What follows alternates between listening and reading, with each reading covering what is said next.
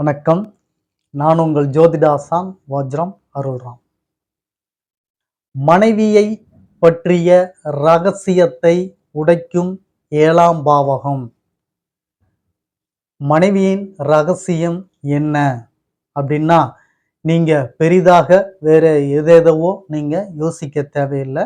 மனைவியின் ரகசியம் என்ன அப்படின்னு சொல்லி பார்த்தோம்னா, மனைவி என்பவள் எப்படிப்பட்ட மனைவியாக நமக்கு அமைவாள், அவளின் பண்பு என்ன, அவளின் அடையாளம் என்ன, அவள் எங்கு இருக்கிறாள், இது போன்ற உங்கள் மனைவியாக வரப்போக கூடியவர்கள் அல்லது வந்திருப்பவர்கள் இவர்களின் தன்மையை சொல்லக்கூடிய பாவகம்தான் இந்த 7ஆம் பாவகம்.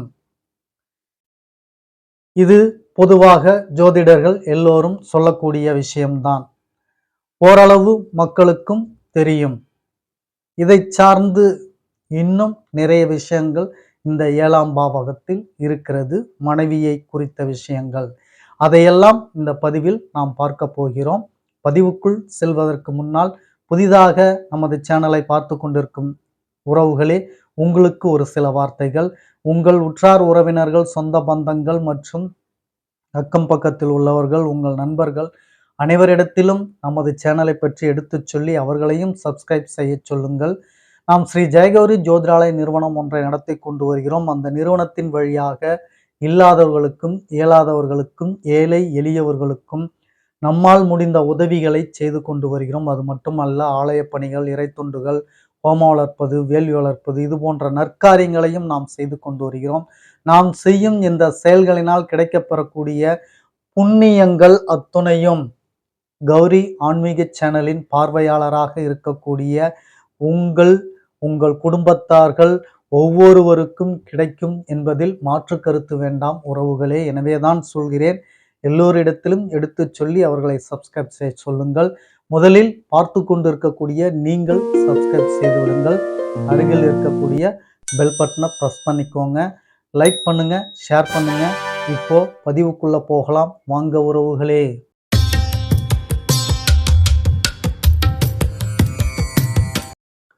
மனைவியை பற்றிய விஷயங்களை சொல்லக்கூடிய பாவகம் இந்த 7ஆம் பாவகம். குறிப்பாக 7ஆம் பாவகத்தில் என்ன கிரகம் அமர்ந்துள்ளதோ அந்த கிரகத்தின் தன்மையில்தான் உங்களுக்கு மனைவி என்பவள் அமைவாள். இது பெண்களுக்கும் பொருந்தும். 7ஆம் பாவகத்தில் எந்த கிரகம் அமர்ந்திருக்கிறதோ அந்த கிரகத்தன்மையின் அடிப்படையில் தான் உங்களுக்கு கணவனாக வரக்கூடியவர்களின் குணாதிசயங்கள், பண்புகள் எல்லாம் 7ஆம் பாவகத்தில் அமர்ந்த கிரகத்தின் தன்மைகளை உள்வாங்கியதாக இருக்கும் என்பதை நீங்கள் தெரிந்து கொள்ளுங்கள். இந்த 7ஆம் பாவகத்தில் குறிப்பாக சூரியன் அமர்ந்து இருக்கிறார் என்று வைத்துக்கொள்வோம். ஒரு ஜாதகரின் ஜாதகத்தில் 7ஆம் பாவகத்தில் சூரியன் அமர்ந்திருக்கிறார் என்றால் அவருக்கு மனைவியாக வாய்ப்பவர் அந்த ஜாதகரை அதிகாரம் செய்யக்கூடியவராக இருப்பார் என்பதை தெரிந்து கொள்ளுங்கள். ஏன்னா சூரியன் என்பது ஆளுமை கிரகம், ஆளக்கூடிய கிரகம், அதிகார கிரகம். இது ஏற்கனவே உங்களுக்கு தெரிந்திருக்கலாம். அதற்கு அந்த பலம் வாய்ந்த, அந்த தன்மை வாய்ந்த சூரியன் 7இல் அமரும் பொழுது அவரின் தன்மையை அப்படியே அந்த 7ஆம் இடத்திற்கு தருகிறார். 7ஆம் இடம் எது? அதுதான் கணவன் பாவகம், மனைவி பாவகம். அப்போ ஆணாக இருந்தால் மனைவி ஆளுமை செய்யக்கூடியவர்களாக அந்த ஜாதகருக்கு கிடைக்கப் பெறுகிறார். பெண்ணாக இருந்தால் கணவன் ஆளுமை செய்யக்கூடிய நபராக அந்த ஜாதகிக்கு கிடைக்கப் பெறுகிறார். இப்படி 7ஆம் பாவகத்தில் எந்த கிரகங்கள் அமர பெற்றிருக்கிறதோ அதுபோன்றுதான் அவரின் கணவனோ மனைவியோ அமைவார்கள் என்பதில் மாற்று கருத்து இல்லை. இதை வைத்துதான் உங்களது பூர்வீகம், உங்களது குணாதிசயம், உங்களது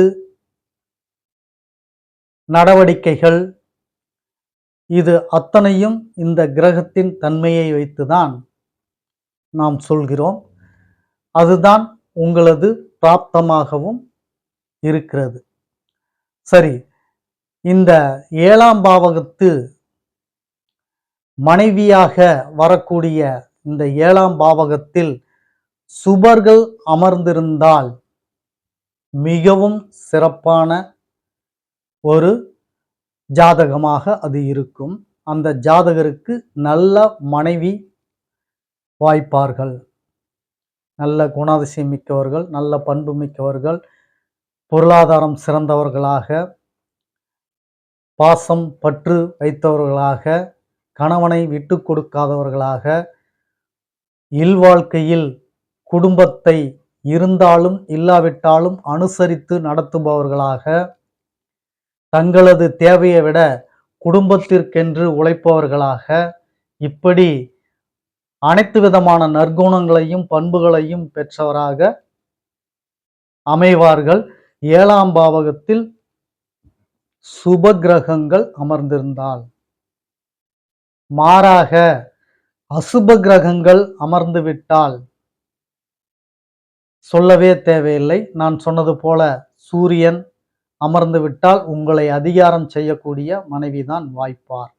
செவ்வாய் அமர்ந்து விட்டால் அதிகாரத்தோடு சேர்த்து வாயும் ஜாஸ்தியாக இருக்கும்.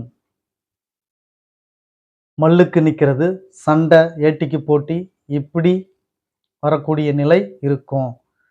சனி பகவான் அமர்ந்திருந்தால் குலம் தாழ்த்தி பெண்ணெடுக்கக்கூடிய பெண்ணாக இருக்கக்கூடிய மனைவி அமைவார்கள். திருமணம் தாமதப்படுத்தும். ராகு கேதுவாக இருந்தால் விவாகரத்தாகும். இரு மனைவி தாரமாக அமைய வாய்ப்பு உண்டு. மாந்தி அமர்ந்திருந்தால் மனைவி இறக்க நேரிடும். இப்படி அசுப கிரகங்கள் இந்த 7இல் அமர்ந்தால் இந்த அசுப கிரகத்தினுடைய தன்மைகள் வாய்ந்த மனைவியாக உங்களுக்கு அமைவார்கள். அதனுடைய தன்மையில் அவர் கொடுக்கக்கூடிய பலனாகத்தான் உங்களுக்கு வாய்த்த மனைவியின் குணாதிசயமும் பண்புகளும் இருக்கும் என்பதில் மாற்று கருத்து இல்லை. இப்படி இந்த 7ஆம் பாவகத்தினுடைய நிலையை உற்று ஆராய்ந்தால் உங்களது மனைவி அல்லது கணவன் எப்படி இருப்பார்கள்? ராமன் சீதை இதுபோன்று இருப்பார்களா, அல்லது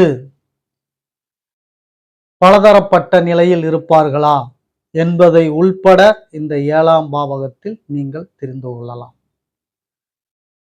ஆனால் பெரும்பான்மையான ஜோதிடர்கள் அதை சொல்ல மாட்டார்கள், சொல்லவும் கூடாது ஜோதிட சாஸ்திர தர்மப்படி.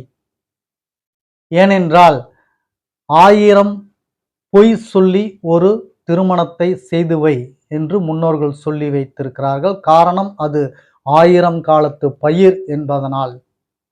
அப்படி இருக்கக்கூடிய ஒரு வாழ்க்கையை உன் ஜாதகத்தில் இதுதான் இருக்கிறது என்று சொல்லிவிட்டால் அவர்களது வாழ்க்கை என்னாகும்?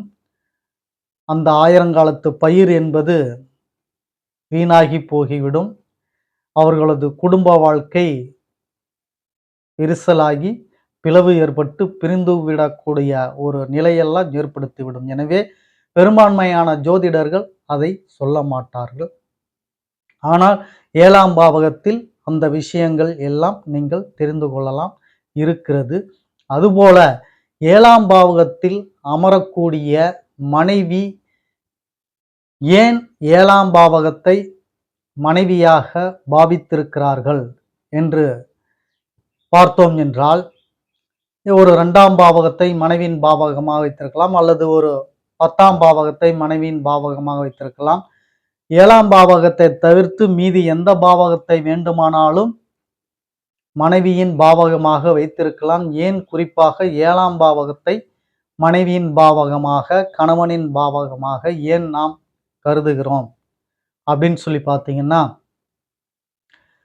இங்கு 7ஆம் பாவகம் என்பது காலபுருஷ தத்துவத்தின் அடிப்படையில் மேஷம் முதல் மீனம் வரை 12 ராசிகளில் சமசப்தமாக இருக்கக்கூடிய ராசியாக வருவது இந்த 7ஆம் ராசி.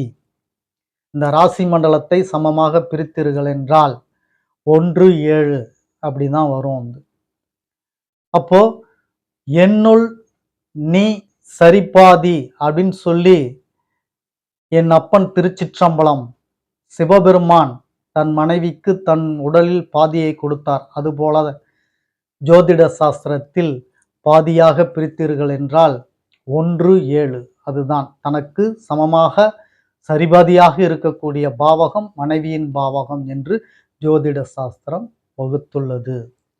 எவ்வளவு பெரிய ஒரு ஆய்வு செய்து அது அமைத்திருக்கிறார்கள் நம் முன்னோர்கள் ரிஷிமார்கள். நினைத்து பார்த்தால் வியக்கத்தக்கதாக இருக்கிறது. நீங்கள் எத்துணை சார்ந்த பிரச்சனைகளாக இருந்தாலும் சரி, தேடுதல்களாக இருந்தாலும் சரி, இந்த 7ஆம் பாவகத்தில் உங்களுக்கு விடை உண்டு. மனைவியை பொறுத்த மட்டிலும், கணவனை பொறுத்த மட்டிலும். இன்னொன்று மறுக்க முடியாதது, நண்பனை சொல்லக்கூடியதும் இந்த 7ஆம் பாவகம்தான். நண்பன் என்பவன் ஒரு அடிக்கு உயர்ந்தவன். யாரை விட? மனைவியை விட. அதற்கு காரணம் அதை பற்றி பேசினால் அது ஒரு டாபிக்காக போகும். அதனால்தான் இந்த 7ஆம் பாவகத்தில் நண்பனையும் காரகமாக இந்த 7ஆம் பாவகம் வைத்திருக்கிறது. உங்கள் நண்பனும் மனைவியும் சரிசமமாக பாவிக்கலாம். உங்கள் நண்பன் எப்படி இருப்பாரோ அதுபோல்தான் உங்கள் மனைவியும். உங்களுக்கு சிறந்த நண்பன் இருக்கிறார்கள் என்றால் கட்டாயம் உங்களுக்கு சிறந்த மனைவி தான் கிடைப்பார் என்பதில் மாற்று கருத்து வேண்டாம் உறவுகளே. உங்களுக்காக உயிரை கூட கொடுக்கக்கூடிய நண்பன் இருக்கிறான் என்றால் அதே குணாதிசயத்தோடு தான் உங்களுக்கு மனைவியும் வாய்ப்பாள் என்கிற ஒரு மிகப்பெரிய ரகசியத்தை நீங்கள் தெரிந்து கொள்ளுங்கள். எனவே உங்கள் நண்பர்கள் சொல்லிவிடுவார்கள் உங்கள் மனைவியை பற்றி.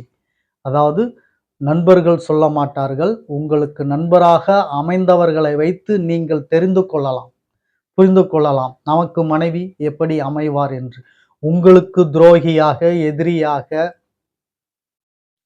உங்களுக்குள்ளாரே குழி தோண்டி பள்ளம் தோண்டு கொண்டு இருப்பவர்கள், இது போன்றவர்கள் எல்லாம் உங்களுக்கு நண்பராக இருப்பார்கள் என்றால் உங்களுக்கு மனைவியாக வருபவர்களும் அப்படித்தான் இருப்பார்கள்.